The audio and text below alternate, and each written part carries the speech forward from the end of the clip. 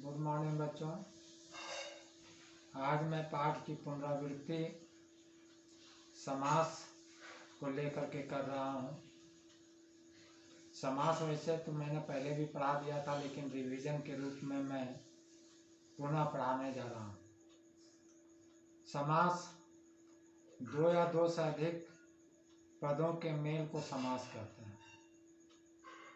बच्चों, इसके चार भेद होते हैं: अव्ययीभाव समास, तत्पुरुष समास, बहुव्रीहि समास और द्वंद्व समास। बच्चों, तत्पुरुष समास के तीन अतिरिक्त भेद किए गए हैं, जिसमें से कर्मधारय समास, द्विगु समास और न्याय समास है। बच्चों, पहला मैं आपको अव्ययीभाव समास बता दूं। अव्ययीभाव समास में पहला पद अव्यय होता है या नहीं तो दोनों के दोनों पद अविकारी होते हैं। इस स्थिति में अव्ययीभाव समास होता है। जैसे यथासंभव, इसमें दोनों पद अविकारी हैं। उसके बाद यथाशक्ति, इसमें पहला पद अव्यय है और दूसरा पद विकारी है।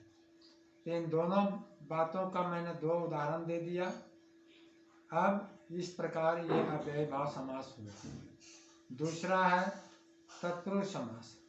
तत्पुरुष समास में उत्तर पद प्रधान होता है और विभक्ति रहित होता है। जैसे रसोई घर, रसोई के लिए घर। विग्रह करने पर इसमें देखेंगे आप तो विभक्तियां आ जाती हैं, लेकिन विभक्ति के पहले या विग्रह करने के पहले विभक्ति लोप रहती है। बच्चों, तीसरा है जो इसी का प्रभेद रूप में है, वह है आपका द्विगु समास। द्विगु समास में पहला पद संख्यावाची होता है और दूसरा पद उसका समूह बताता है। जैसे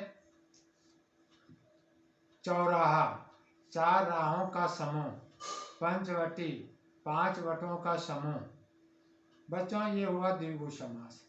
दूसरा है आपका कर्मधारय समास। कर्मधारय समास में पहला पद आपका विशेषण होता है, दूसरा पद विशेष्य होता है। कहने का मतलब पहला पद विशेषण और दूसरा पद संज्ञा होता है। जैसे लाल टोपी, लाल यहाँ पर विशेषण है, टोपी संज्ञा है यानी विशेष्य है।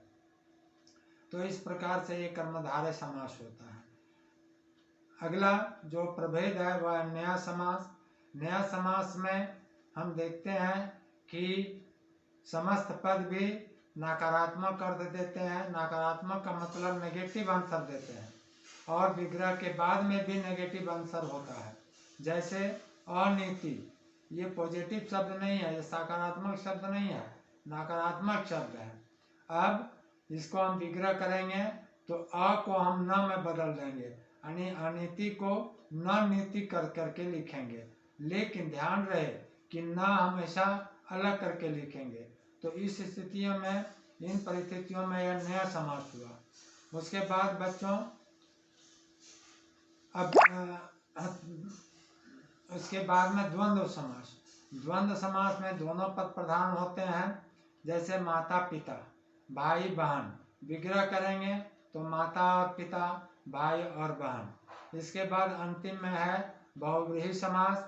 बहुव्रीहि समास में न पहला पद प्रधान होता है न दूसरा पद प्रधान होता है, इसमें कोई तीसरा पद प्रधान हो जाता है। जैसे लंबोदर, लंबा है उदर जिसका, तो जिसका यहाँ पर तीसरा अर्थ दर्शाता है। जैसे लंबोदर कहा गया है गणेश भगवान को।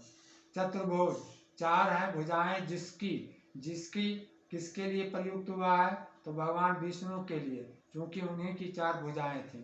तो इस तरह से बहुव्रीहि समास में तीसरा पद प्रधान होता है। और इस तरह से समास के कुल मिलाकर करके यदि हम एक दृष्टिकोण से सोचें तो मुख्यतः चार भेद होते हैं और यथा 7 भेद बताए गए हैं।